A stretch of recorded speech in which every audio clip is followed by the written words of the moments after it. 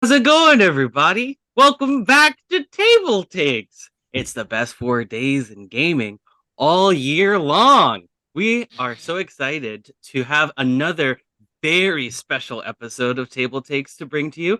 We have not one, but two distinguished guests who are going to be helping us report the best the board game industry news has to offer. Please welcome back our already distinguished guest Noir. Thank you for rejoining us. But we also have here Vidicia Voletti and the one and only Jeffrey Dom Sanchez. Wow, we have so much talent here. We are so excited to share the news with y'all today. But before we get started on the news, I just want to take a second to check in with everybody and see how we're all doing. And I think I speak for everybody when I say we are so excited to hear from Jeffrey Dom Sanchez. Tell us, uh, what is it like? What is it like? What is the, in the shortest, terms possible, what is the life cycle of the board game news that you bring to us from ICV2? Introduce yourself. I'm Jeffrey Dome Sanchez. I'm the managing editor of ICV2. We're a geek culture, a news outlet. We do board games, comic books, showbiz, all kinds of different stuff. And to answer your question a little bit, yeah, the board game cycle is fast and furious right now. Like there is a lot coming out, and it's all coming out every day, and we report on all of it. And it's a great time. Like we have a good time doing it. We love bringing the news to everybody. Thank you so much for being here. We are honored to have you.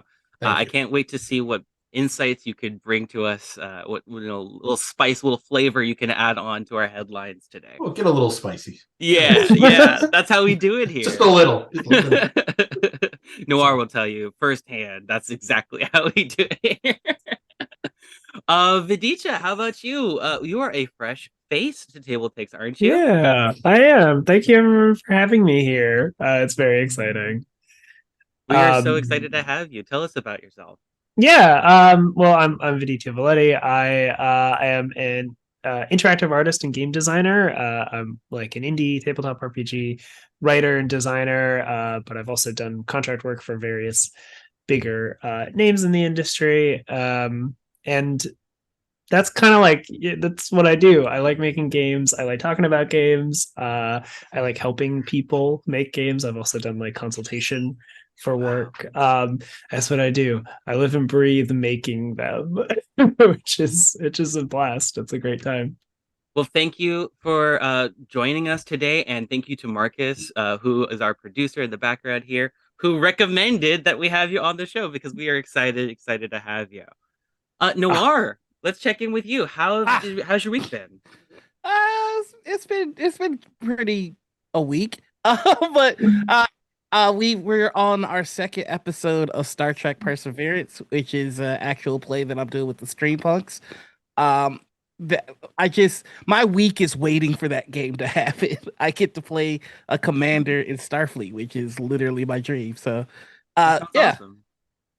And then I played some Star Trek earlier today, so I'm still in my Jedi cosplay. Okay, so that's why you were wearing. I was wondering why what you were wearing. I thought you just got nice. dressed up for the occasion.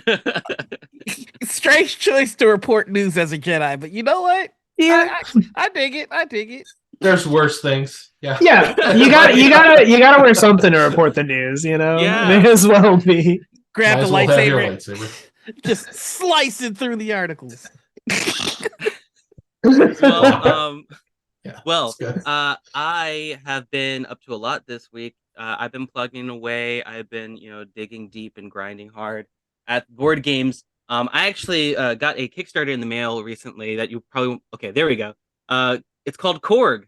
It is a Oh. wallet-sized solo RPG, but it's less like a tabletop RPG where you're like journaling or anything like that. It's more like a video game RPG where you are, using a game of chance to fight monsters, collect loot, and then spend that money on uh, loot. You want items so that you can upgrade your dice so you can roll better, or take less damage when you get hit, or for the one use things that you need like healing. So it's really fun. I've had a lot of fun playing it, and it's really fast. It really does feel like a video game. So that's pretty cool.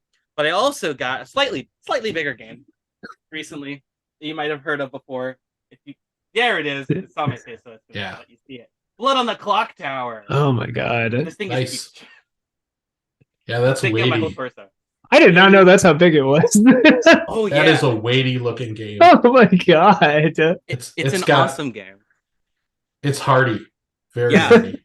We just so happen to have, if you're interested in how Blood of the Clock Tower works or why this game is so huge, every week we have a couple of folks who play Blood on the Clock Tower.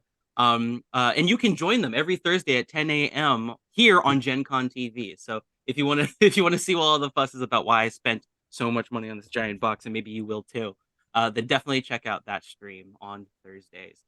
Okay, well, now that we're done checking in with our hosts, it's time to get to the good part. We have announcements, we've got headlines, we've got news to share with you from the tabletop industry. So let's just jump right into it. Noir, why don't you get us started? I mean, I thought introducing everybody was the good part. No, I'm just kidding. We've got an announcement, y'all. Tanel Lovett Studio Night is back this weekend. This Saturday for our second studio night, we're joined by the spellbinding Helen Roundhill as a powerful sea witch. Drop in from 2 to 5 p.m. Pacific time to watch the magic happen before your eyes as Tanel Lovett draws live from the Chaldea studio only on Gen Con TV. That's right here. And I mean, if you're like me and you have no artistic ability, just watch it angry like I do. Watch it and wonder why God didn't give you the ability to draw. Oh my god. I shake my fist the entire time I watch it. We Well, have some experience here with Tanel's art, and we've been shouting out Tanel's art for so long. It's so awesome that we finally have like a show where we can like give her some spotlight, and let her shine a little bit. It's really cool. What are you gonna say, Jeffrey? Oh no, it's just like eventually AI will help you out with that not being able to draw thing. Which I know is a hot topic that I shouldn't be talking about. I mean, there are easier ways to get jumped on Twitter. Right. Yeah. Now, Vidisha, you said you're a game designer, right? Mm-hmm. Like, and you said you did some of the art for a headline that we have coming up later. So Yeah. you have some insight into like artwork for gaming and stuff like that, right? Oh yeah. Well, I mean, like, so it's tough. It's really fun. The thing with like working with artists, I have like a background in arts and visual art and stuff. So like I kind of like started to realize that I like making games more than like illustrating for them as friends of mine were better at like illustration and visual arts. And so I kind of get where you're coming from too, except it's like oh, I honed the wrong skills and now people are just way better than me at this. But the cool thing is I get to then pay my good friends who do great stuff to make art for games and go like, hey, game design, like, you know, do you need art for your games? I know a bunch of really cool people who can do it. So it's a talent and it should be spotlighted and rewarded. Absolutely. Seriously. I couldn't agree more. I could not agree more. So folks, definitely drop in on Saturday from 2 to 5 p.m. PST and you can watch the magic happen. And I hope to see you there. But wait, there's more. Gen Con announcement number 2. We have a very special live stream of Sarah's Table benefiting the Trevor Project. See, the first event went so well, we thought we'd just celebrate it with another bonus charity drive. You can join Sarah Moore, our resident RPG game master, as she leads a team of players through Verhext Nachmal for a great cause. The Trevor Project is a national 24-hour, toll-free, confidential suicide prevention service for LGBTQ youth. And we will have a donation link in chat if you'd like to check that out. But that's going to be going on very soon. So we're very excited to bring that to you. And for those of you who don't know already, the Trevor Project is the world's largest suicide prevention and crisis intervention organization for LGBTQ young people. It's very exciting that we're doing this again. Our last one went really, really well. I remember when we were reporting on, we were talking about the game that they were playing. It was very exciting, but this time it's actually going to be for Hex Nachmal, which I don't have a lot of experience with myself. I've never actually played it, but Sarah is known for finding those games that maybe you've never heard of before, and she's like showcases a lot of the independent developers and stuff like that. So we're really excited to see this. So for Hex Nakmal is a TTRPG where players play cat familiars to different witches within a coven. I actually played Cupcake Witches before, so I have played some like TTRPGs with witches, and it gets really wacky, it gets really crazy. I love these like tiny little RPGs where you get to be very very imaginative and creative, but also it's always really cute. Something about witches and TTRPGs, like small like zine sized RPGs, you get like there's like a cute factor, you know? Oh yeah. Definitely. Also, this game is made by Brandy Rose, who is a really lovely indie developer. So it is very cool to see. Brandy! Yeah. I was like, that name sounds so familiar. That name sounds so familiar. It's one of Brandy's games. The cutest patoot. Yeah. So very happy to see that. This is so awesome. I hope you all will tune in when we have that live stream so that y'all can help donate to a very worthy cause, and maybe check out Verhex Nakmal as well. It's a very exciting RPG, and it's only $5 if you want to find it on itch.io. So well, there you go. Well, that's enough about Gen Con. That's enough about us. Let's move on to some industry news. We got announcements for new games. We got some industry knowledge to pass on to y'all, and we're gonna have the very best reporter to bring this news for you. Jeffrey, why don't you take us away for our first headline? Alrighty. So the first thing we want to talk about today is we wanted to talk a little bit about Disney Lorcana.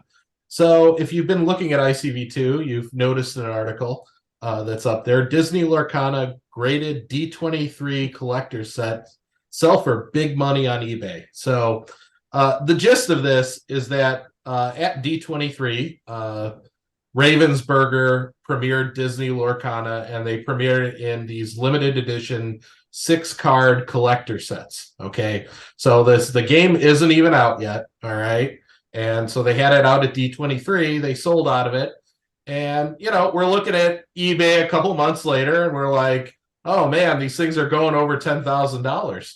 And of course, the major collectors got these things graded.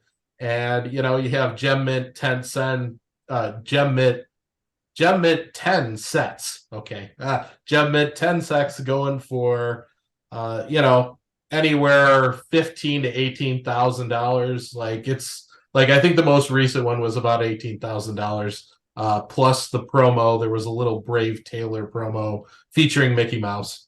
So I mean, and this is one of the things we've been looking at ICV2, and we're getting really interested in this Disney Lorcana game because, it could be a big hit. Well, on the site, I commonly refer to the three. There being a big three TCG companies, and there would be Wizards of the Coast that makes Magic the Gathering. There'd of course be the Pokemon Company International that makes Pokemon, and Konami Digital Entertainment that makes Yu-Gi-Oh! So there could be a fourth. Like, it's like we've been trying to gauge the interest. And this is like kind of our first indicator that this game might be something. So what do you guys think?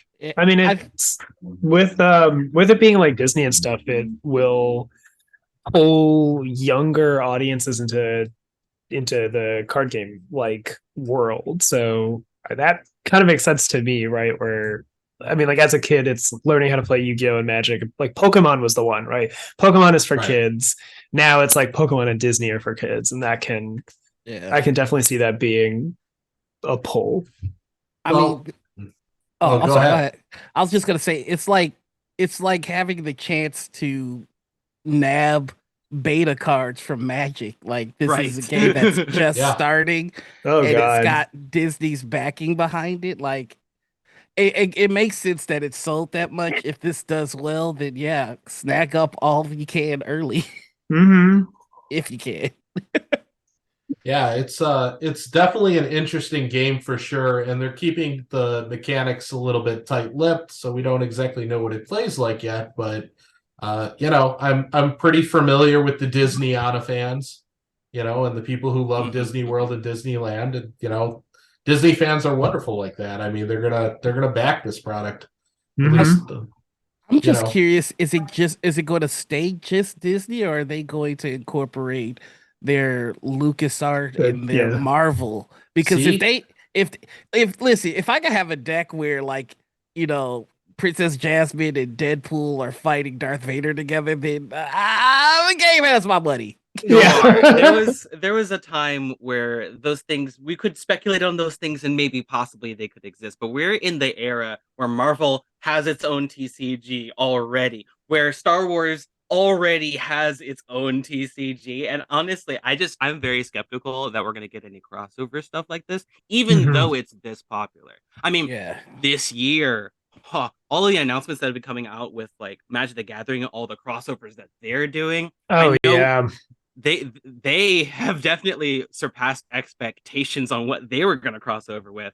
But I mean, Disney is its own beast. You know what I mean? Right. They don't need help. I mean, That's true. if you talk to a little kid or, even a 13-year-old adult, like Frozen is the biggest thing on the planet still. I mean, they just announced they're going to do a third Frozen movie. So it's like I have a niece that for 2 years the only words she could say were Elsa and Olaf. Okay. Oh my So, god. and if that's what they're selling to, this might be, like, there's lots of questions about this game, but it's looking good, like, Yeah. so far. So, Dear Lord, how many movies does it take to let it go? right, exactly. Ooh.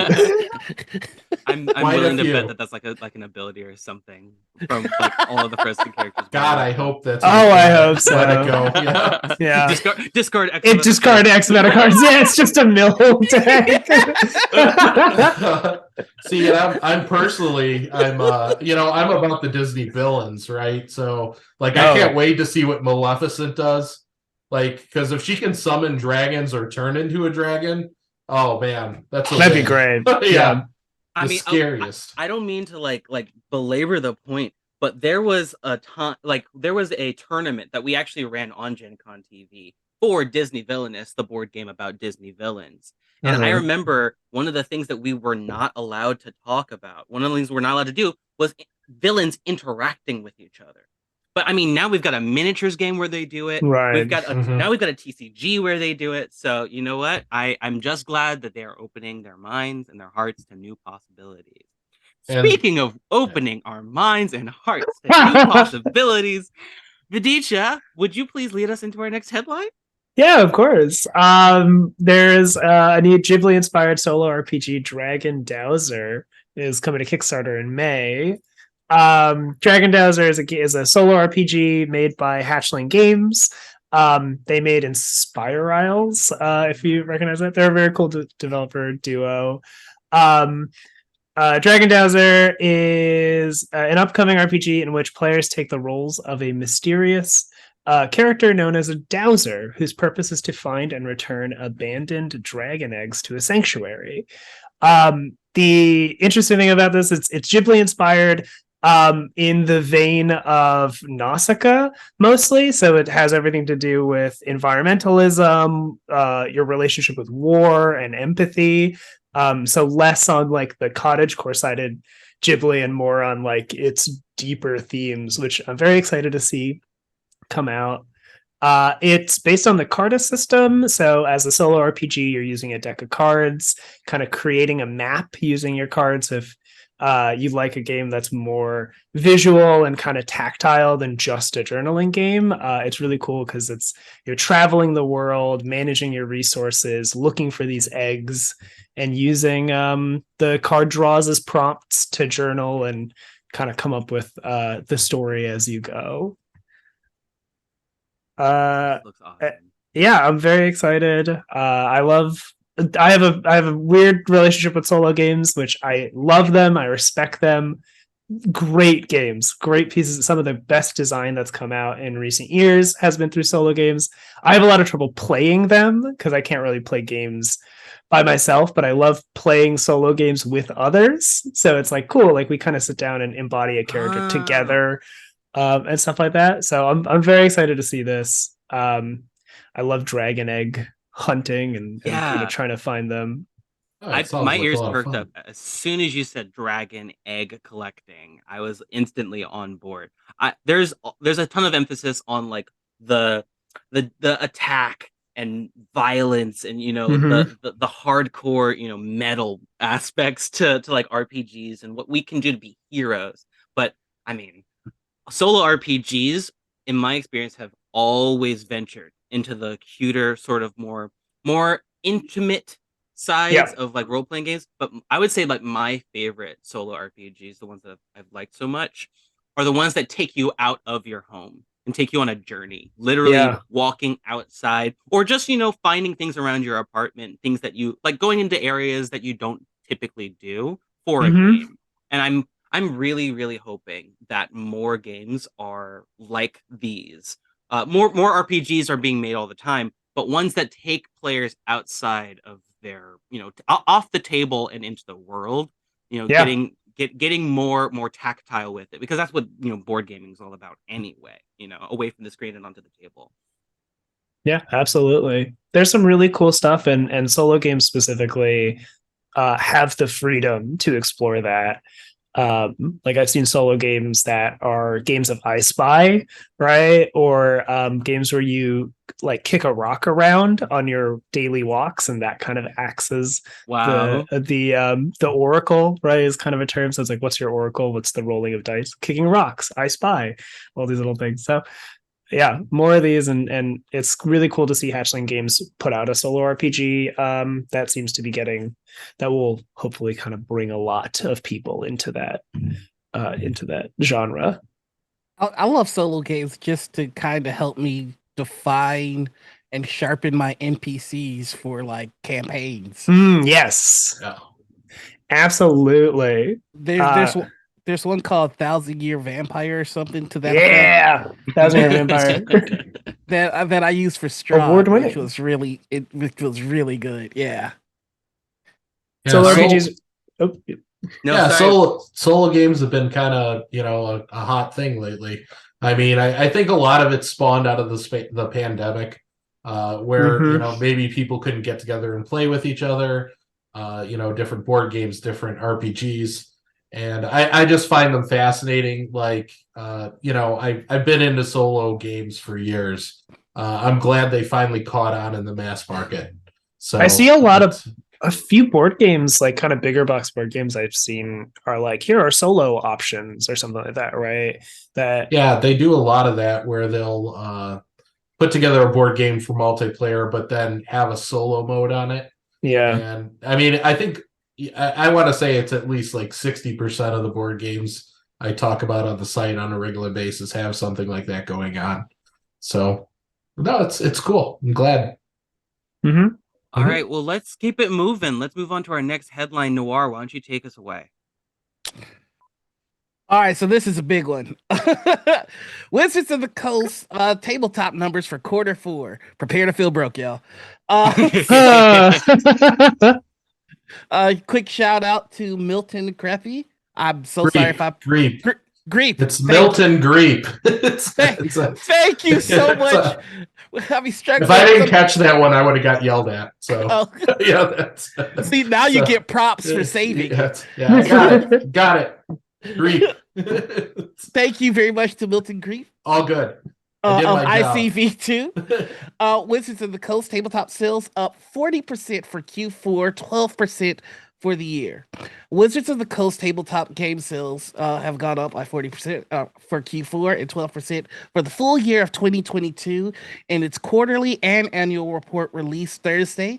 Hasbro CEO Chris Cox also addressed recent events, acknowledging that Wizards of the Coast misfired in its handling of the proposed open gaming license revisions. The financial results for Wizards of the Coast led company in a generally down quarter for Hasbro. Q4 sales of the Wizards of the Coast and digital gaming segment were $339 million, up 22% from 277.9 million in quarter four 2021.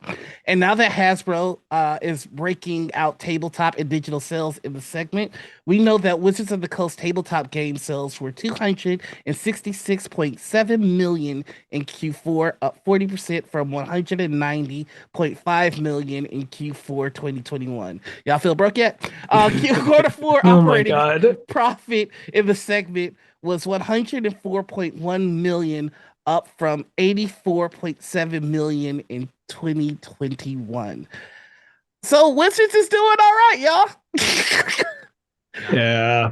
Oh Lord. These numbers are sobering. It's interesting to me because on the one hand, we get different perceptions based on different things that we read on the internet. Like if you're on YouTube and you're listening to people talk about, what's going on currently, you might have a completely different perception. But then we see an article like this and we see their sales reports and things like that. And maybe it gives you a different idea. Is there something we're missing, or are they reporting things that we don't see? Because they have a different, they have insight into different aspects that we don't have access to. I feel, oh, go ahead. I think you can talk about that one a little bit. So Twitter is not the real world. Yeah. Yes. I was gonna say actually. You literally took the here we words go. out of my We're mouth. here for this. Yeah, okay, I'll say it. Twitter is not the real world. All right, and go ahead, do what you got to do to me. People are still buying Magic. People are still buying Dungeons and Dragons. Dungeons and Dragons, had a little bit of a blip there with the OGL thing, and Misfire. Misfire, exactly. I mean, I what I can say about this is I've classically had a love-hate relationship with Wizards of the Coast. I love their games. I don't necessarily like, some of the things they do as a corporation. But like the upshot of this is Magic's now $1 billion brand. Like that's great for the gaming industry. We've never really had $1 billion brand. That's the first one. So very true. I mean, I can't name one offhand. I mean, I'm sure in video games there's $1 billion brand, but not in tabletop games. Magic. Well, I don't know. Monopoly. That one's pretty popular. I mean, think about all the variants, and I mean, it's literally a game about money. But over a year, I'm not sure Monopoly's ever made $1 billion. Yeah, I don't think so. That's fair. I don't care how many versions of it with like the Minions or Nightmare Before Christmas.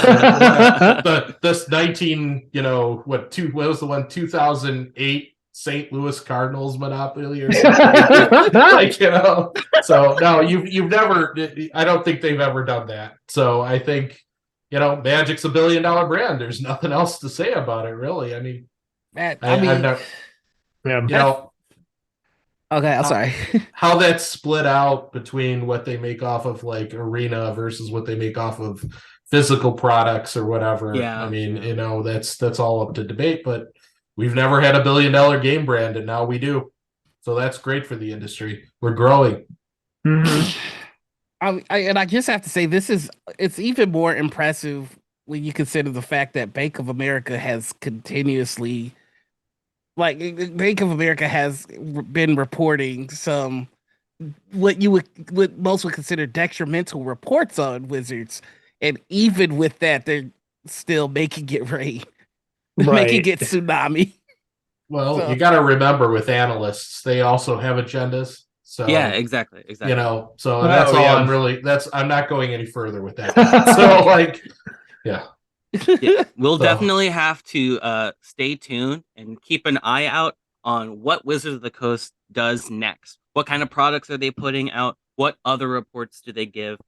One report like this is emblematic of maybe something that we've seen, but we're going to see a lot more in the future. So we'll just keep an eye out for that.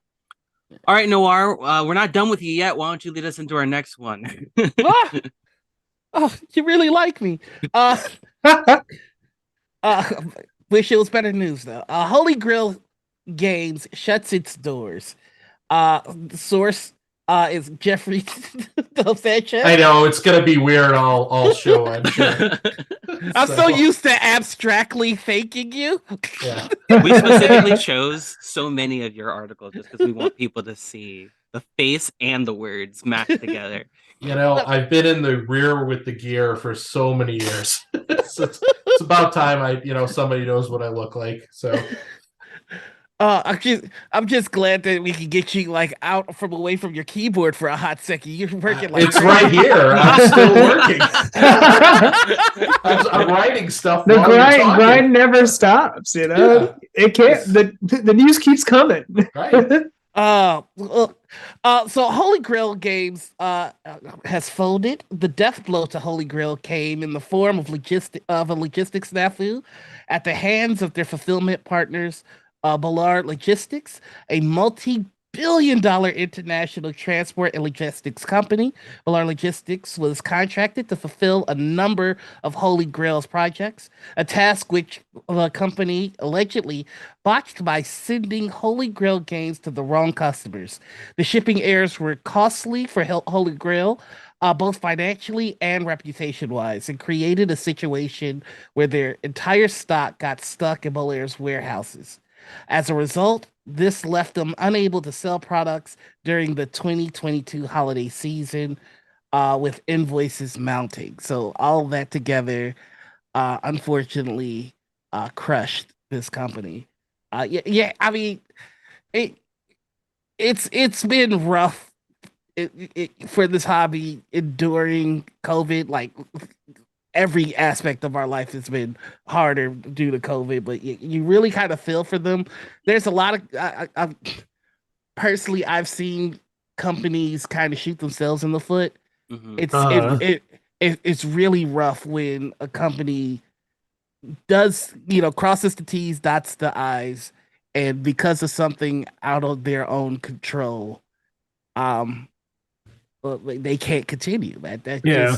That's unfortunate. Like I mean, tragic. It's truly tragic. Yeah, they got the wrong supplier, and this is what happened. So it kind of also shows you how every aspect of getting a game from inception to your table is so very important.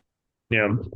Yeah, logistics is a rough one lately. So that's basically shipping from one point to another, or storage, things like that.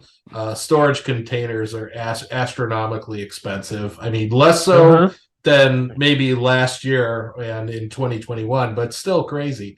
So I mean, it sucks that this happened to them. I mean, it's like they put their their games in the hands of a multi-billion-dollar company, and it just didn't work out. So I mean, what can you say? That's business, Yeah. So it sucks though. That's really rough. Yeah. They have created some really, really cool games. I was at a board game meetup recently where somebody just plopped onto the table Wonderland's War, and this thing is huge. And the amount of like stuff that you get in it, it's a really cool concept that takes another take on like the Alice in Wonderland kind of thing. And man, Encyclopedia, I don't know if you've seen this one, but another massive, just huge game that spoke to me, on like a deep level, just because I love games that take like real world stuff and like, expand on it. It's a really cool concept, really cool stuff. If you all in chat want to check out their website, they explain a lot more of, what happened and the steps that led to that process in more detail. Just check out the link that we have in chat there, and you can learn more and more about it. But we're gonna move on now. Let's jump into our next headline with Vidija. Yeah. This is a quick and a fun one.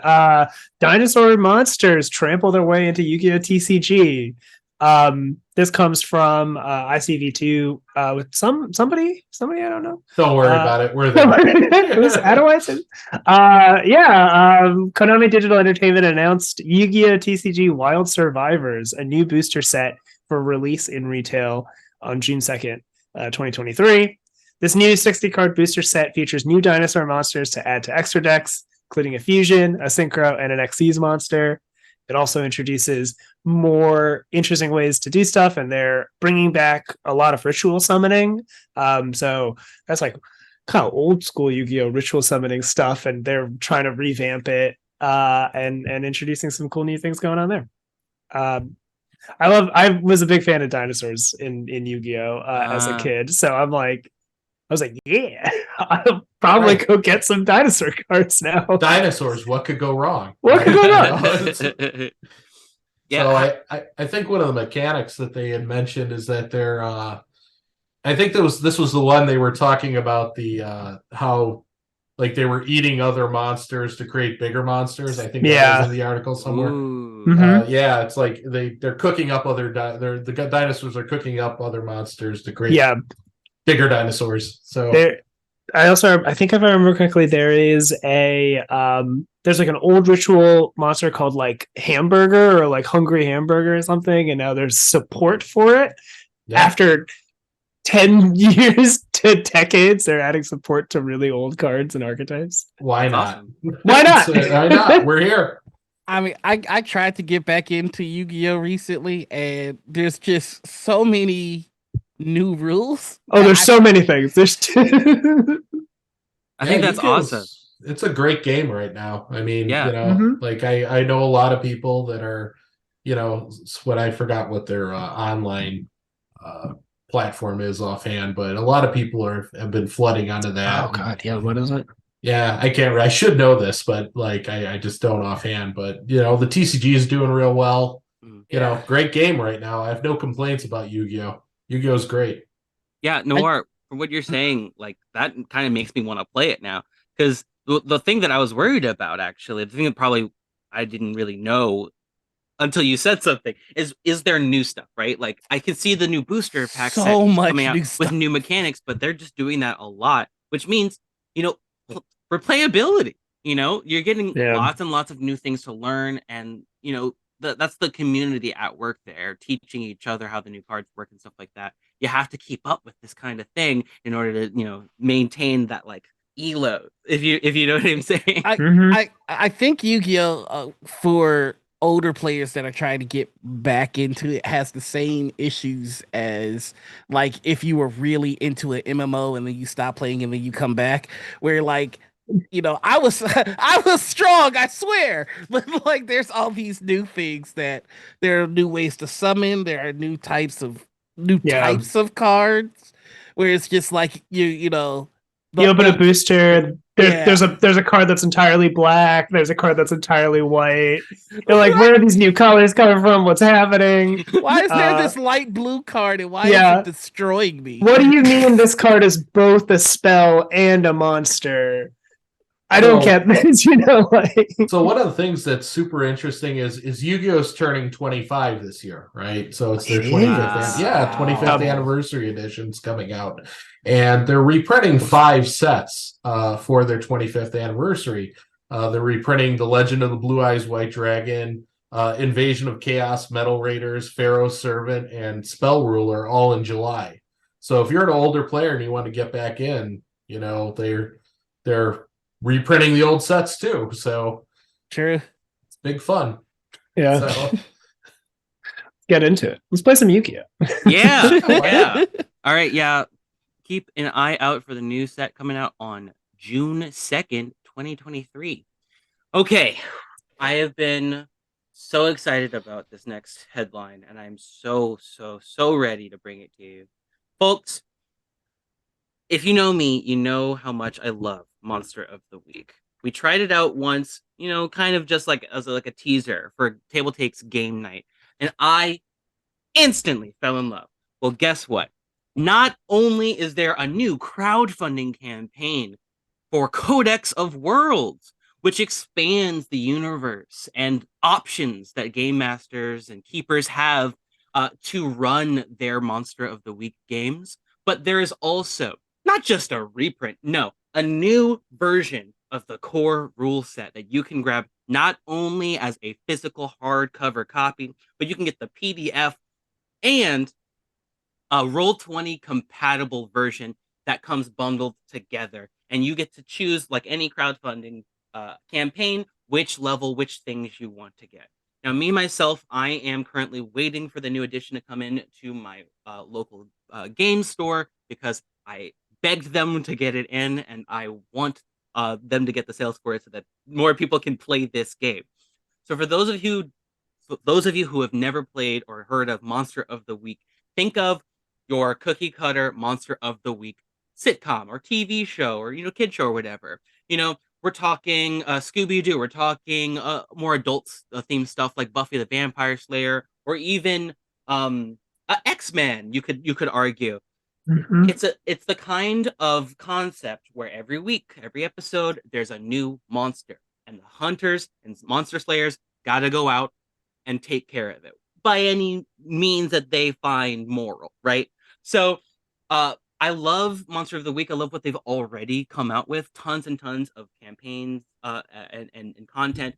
But with the Codex of Worlds, you get so much more, not just for the GM, but for the players as well.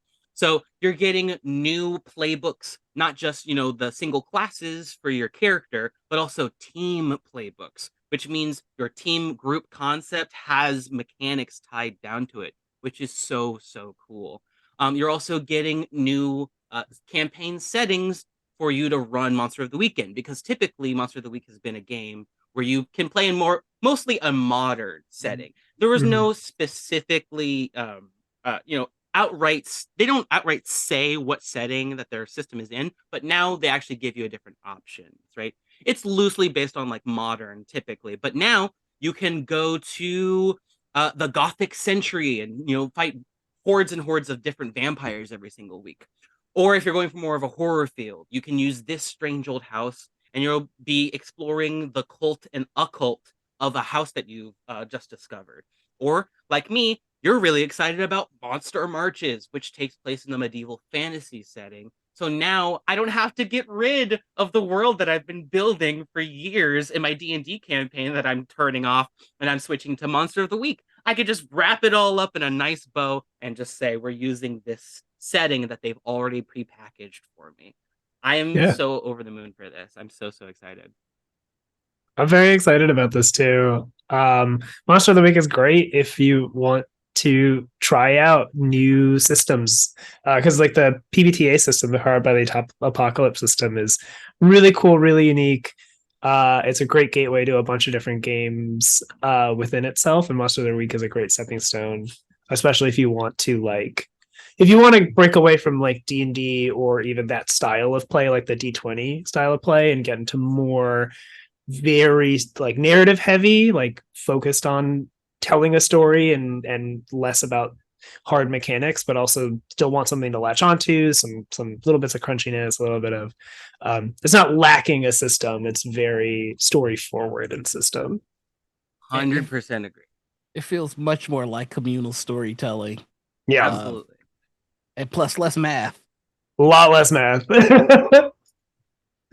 All right. Well, you can check out the crowdfunding campaign. It is on backerkit.com right now. Check out the link that is in chat.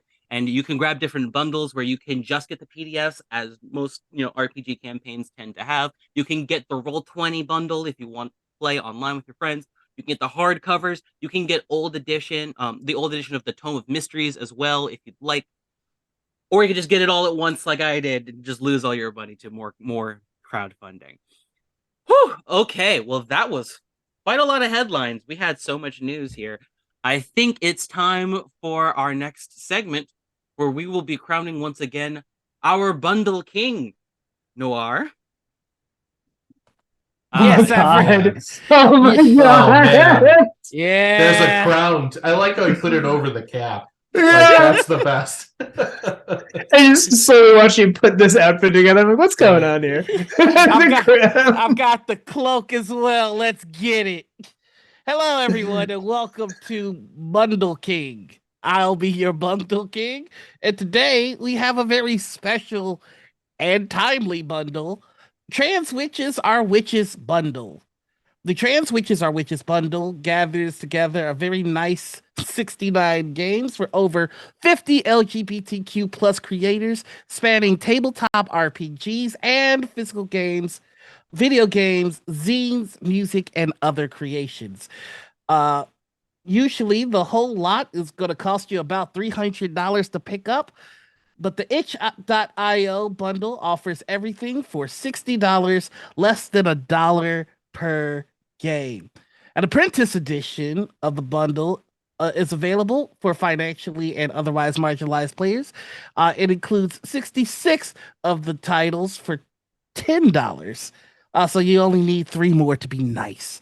The Trans Witches Are Witches bundle will be available until February 24th, with proceeds split evenly between the contributors. Right now, there's a lot of tension with other witch based and wizard based games. So Yeah. this is a great way to enjoy a magical world without supporting turfs. Yep. Yeah. So Absolutely. jump into it. I that is my order. Save money. Plus, you spend $69, which is always hilarious. Yeah. Oh, that's what it- you. Okay, I was trying to figure out what the extra $3 thing you were talking about was before, but thank you very much, Noir. Your king has spoken. Oh, jeez. Okay. All right, we're at that point in the show, are we? Yes, we absolutely are. I don't know what happened. I just went to a fugue state. It's okay. We saw it all. It's good. we love showcasing RPG content. We love showcasing bundles on this stream. So definitely check this out. It is a really noble cause. Incredible. Also, just there's too many incredible games in here for me to shout out specifically. Like Oh my like, god, there's some great stuff. So the deals. the deals, yeah. Yeah. Truly. Seems like a lot of value for kind of a low amount of money. So $69 in. Attention! It is now time for our final segment. What? The Zine Zone! I loved that. That's right, everybody. That's wonderful. It is February, and you know what that means. It's time for zines. We have all the hottest crowdfunding zines for your viewing pleasure. If you like RPGs, if you already play some and you want more content, if you like tiny little pieces of paper that you get to keep in your DM briefcase that you could pull out at a moment's notice to impress people or even just play by yourself, then we have the headlines for you. Coming up first, we have a very important crowdfunding campaign. And I say important because it is very timely and it is very astute, I would say. It is the Cool Name RPG. Right. So folks, the thing is, Cool Name RPG doesn't have its finished product yet. In fact, that's the best part of this whole campaign. You get to be on the ground floor of an innovative, groundbreaking design of a new RPG system. What makes this system so different, you might ask? RPGs are typically something that we pay for. Not this time. Mark Tassin, who is the founder of Mechanical Muse and the creator of the Taltis fantasy setting, and had a show on Gen Con TV where you might recognize this name called Out of Character with Mark Tassin, is on the front lines putting this RPG campaign together. Basically, you get to help bring a new fantasy RPG system to life that is free. That's right, free for everyone. Not just the people who are going to be playing their games and building their worlds in it, but the game designers, writers, and software creators who want to build off of this system. It is going to be free.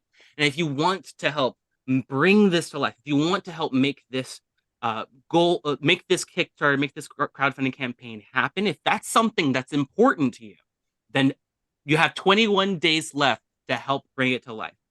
Now, they're not just giving you something for nothing, right? You can pledge the $15 level and you'll get the basic rules, the advanced rules, and early access to the playtest PDFs, as well as you'll be able to help out with the surveys and the live streams. You get your name and the acknowledgments. All this for $15. a huge value. You've got 21 days left to go. They've already hit their goal of $8,000, but if you want to help bring this to life, it is the time is now. There is no better time to bring Cool Name Goes Here to life. Maybe you'll even get to help name it. Who knows? All right. So that's it for that one. We're going to jump into our next zine with Vidisha. Right. Well, if you're let me tell you about Dino Car. Dino Car is a really cool game, a game of chaotic art and city planning.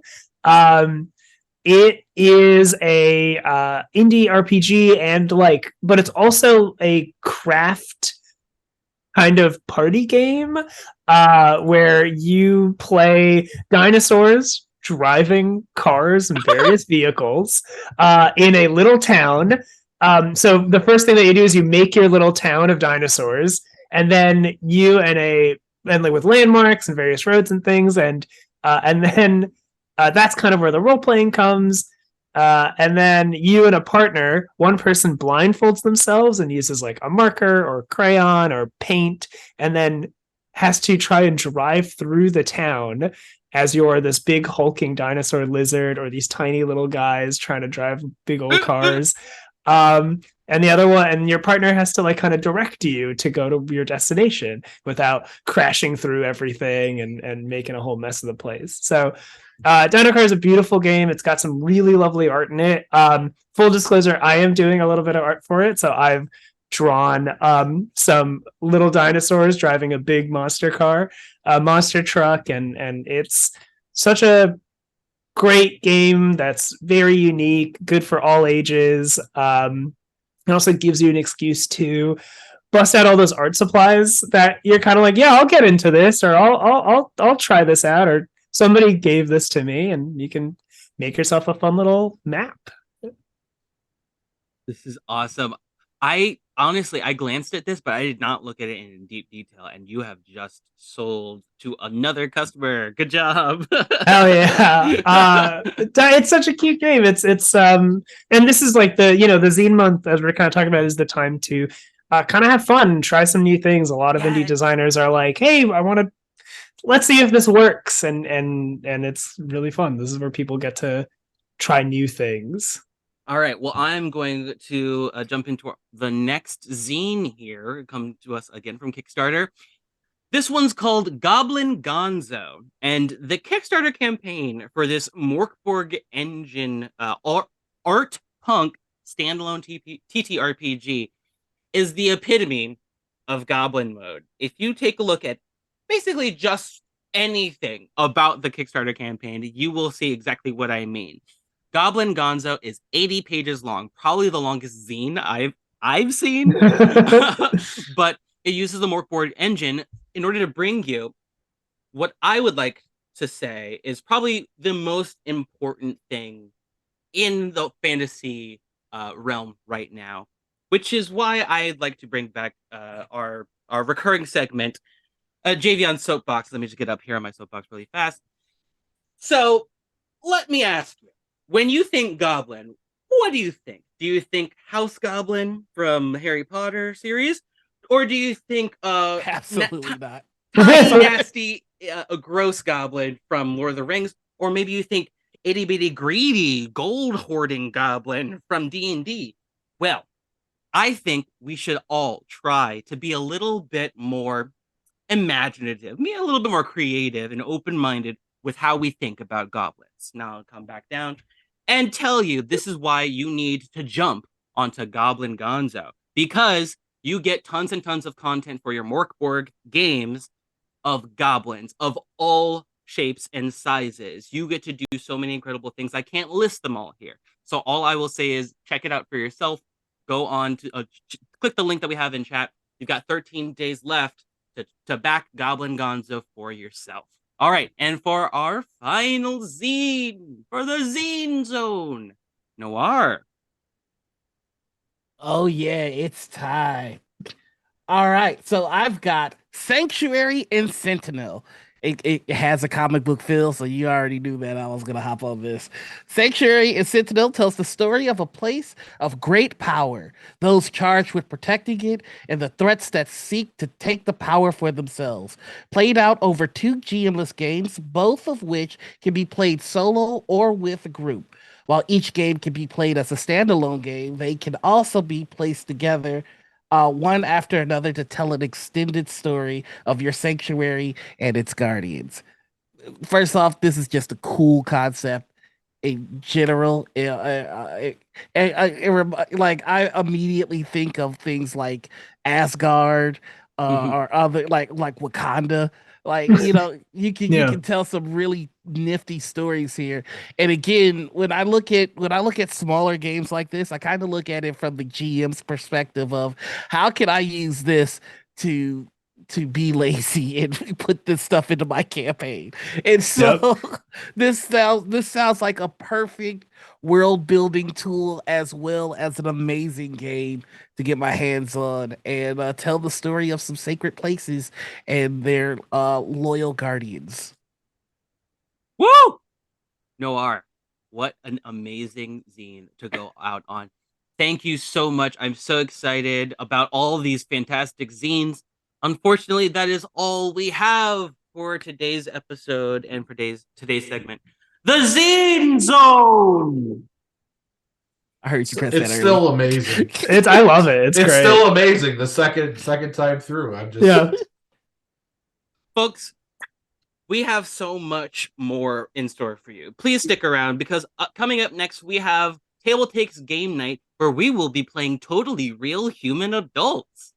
It's an RPG, and it's going to be led by the one and only Anita Weeby. Or is it Weeb? Weeb.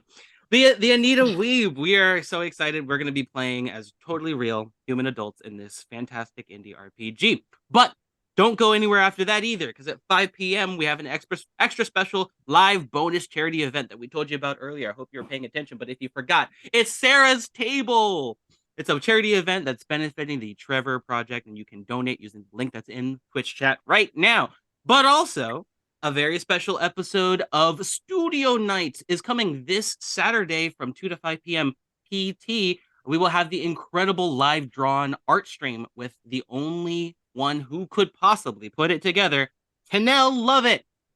And of course, for all of you who may not know our streaming schedule, on Mondays at 4 p.m., we have board games with the Brothers Murph. And at 6 p.m., we've got Dress to Quest. On Wednesdays at 6 p.m., we've got Actoroki, where we've got some new digs. Ooh, I can't wait to see. Also, on Thursdays, we've got Blood on the Clock Tower at 10 a.m. It's a game that you can join. It's kind of a social deduction game. If you've ever played Werewolf, it's like that, but with way more stuff. And it's all played online. So definitely check that out at 10 a.m. on Thursdays, just as well as 4 p.m. We have Roll with Rem Alternus. Then you can join us back here on Fridays for more TableTakes Game Night, and Sarah's Table as well. Thank you to all of our lovely viewers for tuning in. Thank you to Marcus for helping produce today's very special episode of TableTakes. And thank you to our guest hosts, our distinguished guests who have graced us with your presence. We have had such a blast sharing the news with you. We couldn't have done it without you. Now, for all you folks at home, just remember, if you miss any of our programming, you can check out the VODs here on Twitch or on YouTube 24 hours later. Or you can just follow us here on Gen Con TV for more of the best 4 days in gaming all year long. yeah, there it is. We'll Oh, see you in just a bit, folks. Don't go anywhere. Doesn't get old. It's Yeah. great. Bye. Bye-bye.